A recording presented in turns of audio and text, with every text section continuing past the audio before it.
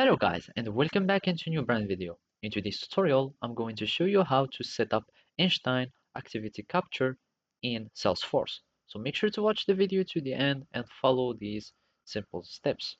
So first, we need just to go to our setup, and after that, we will need just to go to here and search for Einstein activity capture.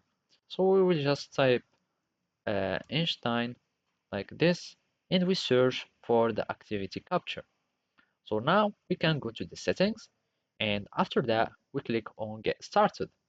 By clicking on get started, we'll start initiating our activity capture for Salesforce. So here you will need just to accept the term of service. You can connect it with G Suite or some Microsoft Office. We click on next, then you will need just either to use the Google Workspace, Marketplace app, or just use it on your user level. So as you can see here, the Instant Activity Capture user connects the emails and calendar account to Salesforce. Since or this one would connect it to Google Workplace.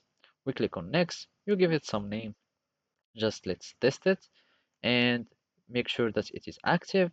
You click on next, you choose the permission or what you want to give it, the synchronization settings.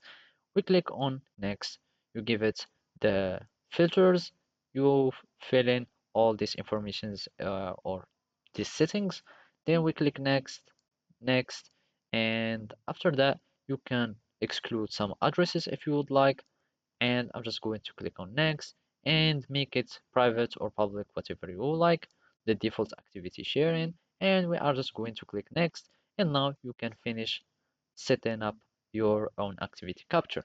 So basically, this is how you can do it. Thank you for watching and see you next time.